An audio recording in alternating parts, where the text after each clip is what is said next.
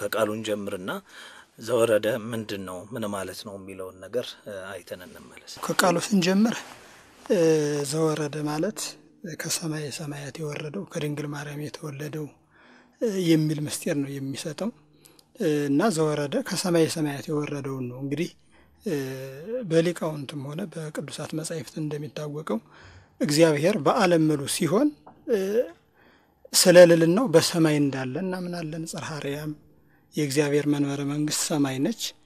በሰማይ የሚኖር እግዚአብሔር መድኃኒታችን ኢየሱስ ክርስቶስ ሰው ሆነ በተባለ ጊዜ ወይንም ሰው በሆነ ጊዜ ደግሞ ወደዚህ ምድር መጥቷል። እንዲያው ዘወረደ ማለት አሁን ልክ እንደ በረዶ ከላይ ተወርሮ ወደ ታች ወረደ ማለት አይደለም። ዘወረደ ማለት ሰው የሆነ አምላክ ማለት ነው። ዘ የሚለው በራሱ የራሱን የቻለ አገባብ ነው፣ ራሱን የቻለ ትርጉም አለው። ለምሳሌ አንድ ሰው ዘማርያም ቢባል የድንግል ማርያም ወዳጅ የድንግል ማርያም አገልጋይ እንደሚለው ዘወረደ ብሎ በአንቀጽ ላይ የወደቀው ዘ ደግሞ ከሰማይ የወረደው መድኃኒታችን ኢየሱስ ክርስቶስን ያመለክታል እና ዘወረደ ማለት ከሰማይ ሰማያት የወረደ ከድንግል ማርያም የተወለደ ለኛ ሲል ሰው የሆነ ማለት ነው። መድኃኒታችን ኢየሱስ ክርስቶስን ቀጥታ የሚያሳይ ትርጉም ነው ያለው። ከዘወረደ ጋር የሚነገሩ ነገሮች በቤተክርስቲያናችን ስርዓት ምን ምንድናቸው? እነሱን ነገሮች ቀደም ሲል በትርጓሜው እንደተባለው ይሄ ዘወረደ የጌታችን ትህትናውን የምናስታውስበት ሳምንት ነው። ወረደ ትህትናውን ነው የሚያሳየው። ወረደ ብለን ብቻ እንቀረም ቀጥለን ደግሞ አርግ ምንል ስለሆነ የሰው ልልና ቆይተን እናመጣዋለን ጊዜው ሲደርስ ማለት ነው። አሁን ግን የአምላክን ሰው መሆን የምናስታውስበት ሳምንት ነው ይሄ። ከዚህ ጋር ተያይዞ የሚባሉም ቀለማት በዚህ ወቅት የአምላክን ሰው መሆን የሚያስታውሱ ናቸው። ለምሳሌ ቅዱስ ያሬድ ራሱ ጾመ ድጓውን ሲጀምረው በዚህ ቃል ነው የሚጀምረው። ዘወረደም ላይሉ ብሎ አይሁድ ሰቀሉ ወሚመ ያይመሩ እግዚአብሔር ሁሉ ዘያዩ በቃሉ ከሰማይ ሰማያት የወረደው ሰው የሆነውን እሱን አይሁድ ሰቀሉት ብሎ መውረዱን ከተናገረ በኋላ ሰቀሉ ብሎ ደግሞ ይናገራል ማለት ነው። እና ከዚህ ጋር ተያይዞ አብሮ በዚህ ወቅት የሚዜሙ ዜማዎች በቤተክርስቲያን ውስጥ ያሉ ስርዓቶች ቀለማት በሙሉ ጌታ ሰው መሆኑን ወደዚህ ዓለም መምጣቱና ትህትናውን እያሳዩ የሚሄዱ ናቸው ማለት ነው። ራቅ ብለን ደግሞ ስንመለከተው ደግሞ ዘወረደ የአንድ ነገር መጀመሪያ ነው። የምን መጀመሪያ ነው ካለ የምስጢረ ስጋዌ መጀመሪያ ነው። ምክንያቱም ከሰማይ ሰማያት ወረደ ስንል ምስጢረ ስላሴ እንዳለ ሆኖ ወይንም የምስጢረ ስላሴ ትርጉም የሆነችዋ ምስጢረ ስጋዌ እየተጀመረች መጀመሪያ ናት አይደለች ቀን እና ዘወረደ ከዛ የሚመጣ ነው። ግን በመጋቢት በተሳስ ከሚለው ላይ እንኳን ባሳንሄድ እንግዲህ መድኃኒታችን ኢየሱስ ክርስቶስ ከሰማይ ሰማያት ወርዶ ከድንግል ማርያም የተወለደበት ቀን ይታወቃል። መጋቢት 29 ቀን ናት ያቺ ቀን ማለት ነው። ስለዚህ በተሳስም አይደለም በአብይ ጾምም አይደለም። ዘወረደ የአብይ ጾም መጀመሪያ የሆነው ግን መድኃኒታችን ኢየሱስ ክርስቶስ ከሰማይ ሰማያት ወርዶ ከድንግል ማርያም ተወልዶ አዲስ ልደት ወይንም ይሄ ዳግማዊ ልደት የምንለውን የመጀመሪያ እንዳደረገው ሁሉ ይሄ ደግሞ የአብይ ጾም ርዕሱን ደግሞ መምህራን ምን ብለውታል? ዘወረደ ብለውታል። ወርዶ አንድ ከሰማይ ሰማያት ሲወርድ ለድህነት ዓለም ነው የመጣ። ድህነት ዓለምን ደግሞ ከመፈጸሙ በፊት ደግሞ ስራ ጀምሯል። የሥራ መጀመሪያው ደግሞ ምንድነው? ጾም ናት። ስለዚህ ጾም የሥራ መጀመሪያ እንደሆነ ሁሉ ለአብይ ጾም ለሚዘሙት ለምንቀኝባቸው ለምንሰብክባቸው ለምንዘምርባቸው መጀመሪያ ቀን ደግሞ ዘወረደ ተብሏልና ይሄ ዘወረደ ትልቁ ነገር ግን ጌታችን ኢየሱስ ክርስቶስ ሰው የሆነበት መጋቢት 29 ቀን ነው። ዘወረደ ግን የሚያመለክተው ከሰማይ ሰማያት ወርዶ ከድንግል ማርያም ተወልዶ ስራ በጀመረ ጊዜ ያንን ምስጢረ ስጋዌን እንደጀመረ ይህን ደግሞ ጾም የጀመረበት ሳምንት ስለሆነ ነው ማለት ነው። ያኛውን የሰውነትን ስራ የጀመረበት ነው መጋቢት 29 ቀን። የነገው ደግሞ ዘወረደ የአብይ ጾሙ ደግሞ ጾምን የጀመረበት ቀን ነው። ስለዚህ እነዚህ የአብይ ጾም መጀመሪያ ዘወረደና መጋቢት 29 ቀን ርዕስ ናቸው። ያኛው ለምስጢረ ስጋዌ ርዕስ ናት ቀኗ ማለት ነው። ይህኛው ዘወረደ ደግሞ ለአብይ ጾም ለዚህ ለ55 ጾም ርዕሱ መጀመሪያው አለቀው። ከዚህ በተጨማሪ ይህን ዘወረደ የሚለውን ሳምንት እዚህ ላይ አምጥተው ሲያስቀምጡት ሊቃውንተ ቤተክርስቲያን አሁን ቀጥለን በምናገኘው ሳምንት ጾመ ልንል ነው። ጌታችን ኢየሱስ ክርስቶስ ወደ ወንዝ ወሰዶ መንፈስ ልንል እንዲያ ከማለታችን በፊት ግን ወረደ የሚለው ነገር መቼስ ተወለደ ሳትል ለሁሉም ነገር ጥንቱ ተጸነሰ ተወለደ ነው እና ወረደ ብሎ መናገር ይቀድማልና ከዚህ መጀመሪያ አድርገው ከዚያ በኋላ ጌታችን ጾምን ጀመረ ብሎ ለመናገር እንዲመች የተወሰነ ውሳኔ ነው ማለት ነው እንጂ በዚህ ቀን ተወለደ በዚህ ቀን ተጸነሰ ለማለት ግን አይደለም ማለት ነው። በዮሐንስ ወንጌል ምዕራፍ 3 ቁጥር 13 ላይ ከሰማይ ከወረደ በቀር ወደ ሰማይ የወጣ ማንም የለም እርሱም በሰማይ የሚኖረው የሰው ልጅ ነው ይላል። የዚህ ሐሳብ ምስጢሩ ምንድነው? አልቦ ዘዐርገ ውስተ ሰማይ ዘእንበለ ዘወረደም ሰማይ ወልደ እጓለ እመሕያው ዘውቱ ክርስቶስ ብሎ ነው የሚናገረው። ከሰማይ ከወረደው በስተቀር ወደ ሰማይ የወጣ ማንም የለም ይሄውም ደግሞ ክርስቶስ ነው ብሎ ነው የሚናገረው። ከትርጉሙ ስንነሳ ይሄውም ብሎ ከተናገረው ስም ስንነሳ ስሙ በራሱ ልዕልናን ከትህትና ጋር አስተባብሮ ያዘ ስም ነው ክርስቶስ የሚለው ማለት ነው። ምክንያቱም ክርስቶስን ስትተረጉመው ንጉስ ብለህ ነው የምትተረጉመው ወይ መሲህ ብለህ ልትተረጉመው ትችላለህ። ይሄ ስም ትህትናን ከልዕልና ጋር አንድ አድርጎ ይዟል ሲልህ ምን ማለት ነው? አምላክን ከተስቢት ተስቢትን ከአምላክ አንድ አድርገን የምንጠራበት ብቸኛ ስም ስለሆነ ነው። ይሄ ስም ሐዋርያው ቅዱስ ጳውሎስም ከስም ሁሉ በላይ የሆነ ስም ሰጠው ይላል በሌላ መጽሐፉ። ከስም ሁሉ በላይ ስም ተሰጠው መባሉ ለስጋን ሲመለከት ነው እንጂ መለኮትን የሚመለከት አይደለም። መለኮትማ ከሁሉ በላይ ነው ባህሪው፣ ስሙም ከሁሉ በላይ ነው። ለስጋም ተሰጥቶታል ማለት ነው ይሄ ስም ክርስቶስ የሚለው። ከዚህ የተነሳ ከሰማይ ወረደ የምንለው ክርስቶስ እሱ ወደ ምድር መጥቷል በፈቃዱ እግዚአብሔር ራሱ ማለት ነው። ወደ ምድር መጥቶ ግን ክርስቶስ ተብሎ ተጠርቷል። ወደ ምድር መጥቶ ከተዋህደው ስጋ የተነሳ ያንን ስጋ ሉዓላዊ አድርጎታል። የሚገርመው ነገር ይሄን ቃል ገና ከእርገቱ በፊት ነው የተናገረው። ወደ ሰማይ ወጣ ማን ነው? እኛ ወደ ሰማይ ወጣ የምንልበት ቀን አለ። ሐዋርያት ትኩር ብለው እየተመለከቱት የወጣበት ቀን አለ። ያ ቀን ከመድረሱ በፊት ግን ወደ ሰማይ ወጣ ብሎ ተናገረለት። ምክንያቱም የስጋ እርገት በማህፀነ ማርያም ነው የሚጀምረው እንጂ እርገት ለት አይደለም የሚጀምረው።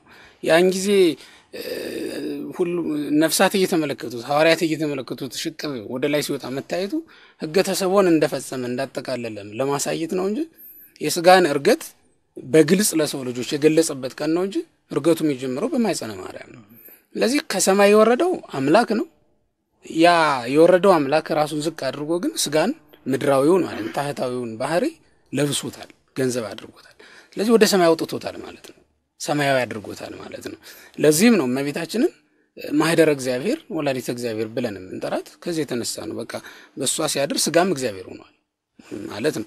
ናው ከሰማይ ከወረደው በስተቀር ወደ ሰማይ ወጣ የለም። ያ ማለት ከሰማይ የወረደው እሱ በፈቃዱ ወዶ ፈቅዶ ስጋን ገንዘብ አድርጎታል፣ አምላክም አድርጎታል፣ ባህሪውን አካፍሎታል ማለት ነው። ከሱ በስተቀር ደግሞ ይሄንን አምላክ የሆነ የባህሪ አምላክነትን ገንዘብ ያደረገ ማንም የለም። ወደ ሰማይ ወጣ አሉ ኤልያስን የመሰሉ እነሱ ወደ ሰማይ ወጡ ስንልና ይሄኛው ክርስቶስ ወደ ሰማይ ወጣ አረገ ስንል የተለያየ ነው ነገሩ። ይሄኛው ሰማያዊ ባህሪን ገንዘቡን ማድረጉን መናገር ነው። ኤልያስ ወደ ሰማይ ወጣ ስንል ግን ከምድራዊ ኑሮ መላቀቁንና ይሄ ሰውኛውን ስራት ለቆ እግዚአብሔር ወደ አዘጋጀለት ስፍራ መወሰዱን ነው የሚያሳየው። ምስጢራዊ ቃሉ ያው ነው እንደተነገረው ነው። ግን ሌላ መጨመሪያ ነገር ቢኖር ይሄ ቃል የመናፍቃንን ጥያቄም ያፈርስባቸዋል። ምክንያቱም መናፍቃን እንዲህ የሚል ጥርጣሬ አድሮባቸው ነበር። የወረደው ሌላ ነው፣ ወደ ሰማይ ያረገው ደግሞ ሌላ ነው። ይሄ ምንድነው? ይሄ ንስጥሮስ የሚባለው ህድረት ብለው የሚያምኑት አሉ አይደል? እነሱ ከሰማይ ወርዶ መለኮት አደረበት ከዚያ በኋላ ወደ ሰማይ ሲያረግ ግን ተነጥሎ ታረገ ብለው ነበር። እና ዮሐንስ ያንን ነው ሊያፈርስ የፈለገው። ወደ ምድር የወረደው ወደ ሰማይ ያረገውም እሱ ነው እንጂ ተለውጦ አይደለም ለማለት ፈልገው ነው ይህንን ቃል የተናገሩት ማለት ነው። ስለዚህ ዮሐንስ በራሱ የሚያመለክተው ይህንን ነው። ራሱ ያረገው ሌላ የወረደው ሌላ በኋላ ያረገው ሌላ እንዳይሉ የወረደውም ያረገውም ከእናታችን ከቅድስት ድንግል ማርያም ሰው የሆነው መድኃኒታችን ኢየሱስ ክርስቶስ ነው። ስለዚህ መገንጠል መከፋፈል አይገባም ለማለትም ተጠቅሞበታል። ይህን እንዳይሉ ይገድባቸዋል። ስለዚህ ምስጢሩ ግን ያ ነው ቅድም የተባለው ማለት ነው። ይኩነኒ በከመ ትቤለኒ እንደ ቃል ይደረግልኝ ስትለው መድኃኒታችን ይህ ስጋ በዘባነ ኪሩብ ላይ ተቀምጧል። በኪሩቤል ጀርባ ላይ አድሯል ተቀምጧል። በመድኃኒታችን በእግዚአብሔር አብ በቅፎ ተቀምጧል ይህ ስጋ ማለት ነው። ስለዚህ ስጋ አረገ የተባለው ይኩነኒ በተባለች ጊዜ ነው። አረገ ማለት በራሱ እኮ ሄዶ ከአንድ ቦታ ላይ ተንጠለጠለ ተቀመጠ ማለት አይደለም። ስጋ አረገ ሲባል ማለት ነው በዓለም ምሉ ሆነ ማለት ነው። ውስኑ ስጋ በዓለም ምሉ ሆነ ማለት ነው። ስለዚህ ይህንን ነው የሚያመለክት ምስጢሩ። ሌላኛው እንግዲህ በቤተ ክርስቲያናችን አስተምሮ ዘወረደ ጾመ ሕርቃል ይባላል። የአብይ ጾም የመጀመሪያ ሳምንት ሲሆን ከክርስቶስ 40 ቀን ጾም ጋር አንድ ላይ የሚጾም ነው። አንዳንድ ሰዎች ጌታ ከጾመው በላይ ለምን እንጾማለን ይላሉ። ይህ እንዴት እውነት ነው? ጾመ ሕርቃል ተብሎ ተጠርቷል። በፍትሐ ነገሥትም 15ኛው አንቀጽ ፍትሐ መንፈሳዊ ላይ እንደተነሳው እንደተነገረው ይሄ ጾም ሕርቃል የሚል ስያሜ ተሰጥቶታል። በአንድ ወቅት የነበረ ንጉሥ ነው ሕርቃል። በእርግጥ እሱ ሌላ ሃይማኖት ተከታይ ነው፣ ያ ማለት ካቶሊካዊ ነው። ያም ቢሆን ግን አንዳንዶቹ ከዚህ ጋር አያይዘው እንዲያውም የካቶሊክ ጾም ለምን እንጾማለን የሚልም ጥያቄ ያነሳሉ። የካቶሊክ ጾም አይደለም ጾሙ፣ ስለ ካቶሊኩ የተጾመ የክርስቲያኖች ጾም እንጂ የጾሙት የኛ አባቶች ናቸው፣ ምዕመናን ናቸው። ያስቸግራቸው የነበረውን በግብጽ ያለውን እስላም ንጉሥ ጋር ተዋግተው ነው አብያተ ክርስቲያናትን አፈረሰባቸው። አልቻሉም። እሱ ረዳቸው፣ አሸነፉ። ጦርነቱ በዚያ ስለተጠናቀቀ በዚያ ምክንያት የተጾመ ጾም ነው እና የኛዎቹ ስለጾሙት የኛ ጾም እንጂ ካቶሊክ ግን አይደለም። የሆነ ሆኖ ግን ይሄ ጾም በዚያ ስም መሰየሙ ለሱ ስለተጾመ ነው መጀመሪያ ላይ ነው። ይሄ ደግሞ እዚህ ጋር አብሮ መጥቶ መሰራቱ ሕርቃል ባይን የሚታየውን ግዙፉን ጠላት ነው ያሸነፈላቸው። ስለ ቤተ ክርስቲያን ነው፣ ለሌላ ነገር አይደለም። እነዚያን ሰዎች አያውቃቸውም፣ በዝምድና አይዛመዱም፣ በሃይማኖት ማለት ግን ስለ ቤተ ክርስቲያን አንድ ናትና ወረደ ተወለደ በማለት አንድ ናቸውና ካቶሊክም ሆነ ኦርቶዶክስ አንድ ናቸውና ወረደ ተወለደ በማለት በሌላ አይደለም። በዚህ ምክንያት ረድቷቸዋል ስለ ቤተ ክርስቲያን።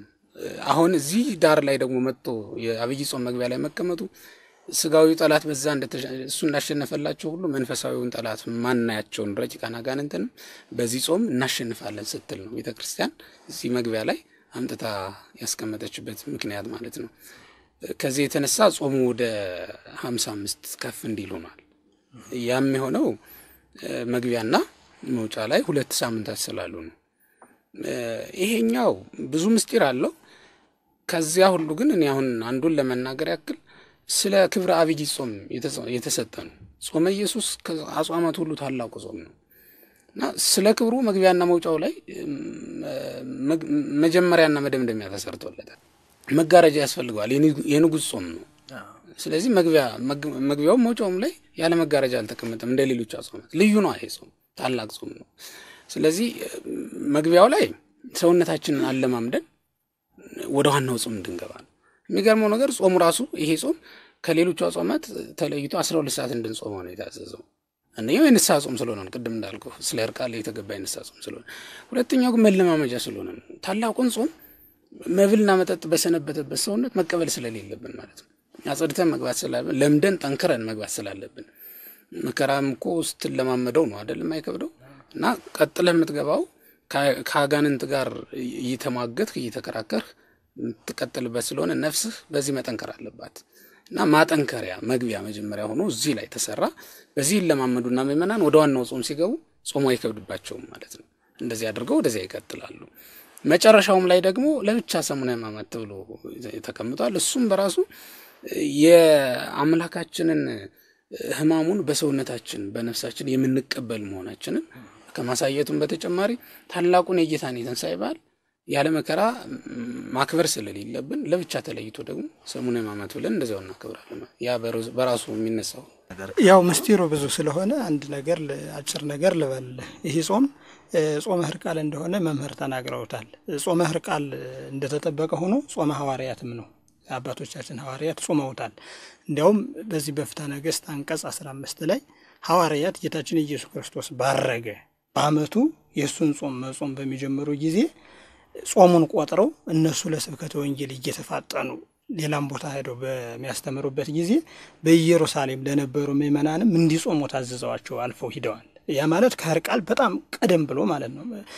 ጌታችን ኢየሱስ ክርስቶስ ባረገ በዓመቱ እና እንዲህ የሚል አንድ ግስ ተጠቅሷል። ሁልቁ ሐሳበ የጌታችን የኢየሱስ ክርስቶስን ጾም ቆጥራችሁ ያን ጊዜ ዲሜጥሮስ ቀመር ስላልተቀመረ ያንን አስባችሁ ሞልታችሁ ጾሙ 40ውን ቀን የሚል እንትን ሰጠዋቸዋል፣ አስተምህሮ ሰጠዋቸዋል። እነሱም ጾመውታል በዓመቱ ማለት ነው። እና እነዚህ አሁን ቅድም ሊቀሊቃውንት ያነሳቸው እነዚህ ክርስቲያኖችን በራሱ አብነት አድርገው ሲጾሙ የካቶሊክን ጾም አይደለም የጾሙት።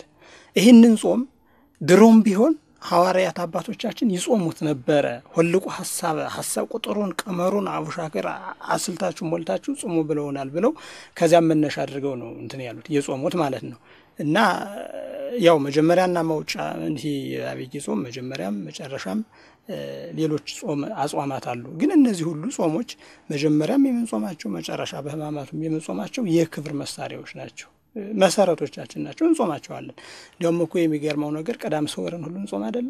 በአመት አንድ ጊዜ የምትጾም ጾም እኮ ከጥሉላትም ሆነ ከዚህ ከምግበ ስጋ ጠቅላላ ቀዳም ሰወርን እንጾማለን። ያ የጌታችን የኢየሱስ ክርስቶስን ትንሣኤ ለማክበርና ትልቁን ትንሣኤን ሙተን የተነሳ እሱ ሙቶ የተነሳበትን አይደለም፣ እሱ ሙቶ የተነሳበት እንደተጠበቀ ሆኖ እኛም ሙተን የተነሳንበት ቀን ነው። ሙስና መቃብር የጠፋበት፣ ብርሃነ መለኮቱ የተገለጸበት፣ ነፍሳት አብረው የዘመሩበት፣ በሲኦል ያሉ ወደ መላእክት ወደ ገነት የወጡበት ዘመን ስለሆነ ከዛም ጋር የሚጾም ጾም ነውና ይሄ ጾመ ሕርቃል ብለን የምንጠራውና ጾመ ሕማማት ትልቅ ጾም አለው። ቅድም እንደተባለው በራሱ ሰዓቱም ከነዚህ በላይ ነው የተወሰነለት። ጾመ ሕርቃል እንደው ከኢትዮጵያኖች ጋር የሚያያዝበትን ነገር ማንሳት እንችላለን። ኢትዮጵያን ብለው አፍሪካ፣ አውሮፓ የምንገናኝበት በሃይማኖት እንገናኛለን። ክርስቲያን በመሆን ሳይሆን ኦርቶዶክስ ተዋህዶ ከሆኑት ጋር ሁሉ እንገናኛለን። አሁን እነዚያ በኢየሩሳሌምም የኖሩ ሰዎች የጾሙት ማለት ነው ሀገራቸውን አይደለም የሚወሰነው። ጾም በመሰረቱ በሀገር በመናምን የሚወሰን ነገር አይደለም። ይሄ ሌላ ጉዳይ ነው፣ በደንበር በመናምን የማይወሰን ነገር ግን በሃይማኖት አንድ ከሆነ እንጾመዋለን። እነዚያ ክርስቲያኖች ጾሙት አይደለ? እነዚያ ክርስቲያኖች የጾሙት ለምንድን ነው? ለቤተ ክርስቲያን ነው። ቤተ ክርስቲያን ተገፋች፣ ምእመናን ሞቱ፣ ታረዱ። ስለዚህ ይህንን ንጉስ መጥተህ ድል ንሳልንና እንጾመዋለን ነው የነዚያ ስለት ማለት ነው።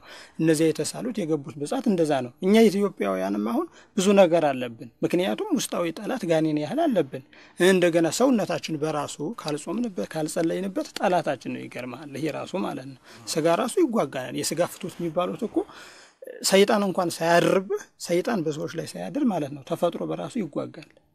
ለዛ ነው ሰብና ሆም በጾም ቀተሉ ይላል አንድ ሊቅ። ሰውነታቸውን በጾም ገደሉ ማለት ነው። ስለዚህ ሰውነታችን የምንገልበት ስለሆነ ይህ ጾም እነዚያ በኢየሩሳሌም ያሉት እንደ ጾሙት እኛ ደግሞ እንጾማለን። ግን ኢየሩሳሌምና ኢትዮጵያ በካርታ እንጂ በሃይማኖት አንድ ከሆኑ ክርስቲያን ከሆነ የትም ቦታ ቢሆን ለምን ጅዳ አይሆንም?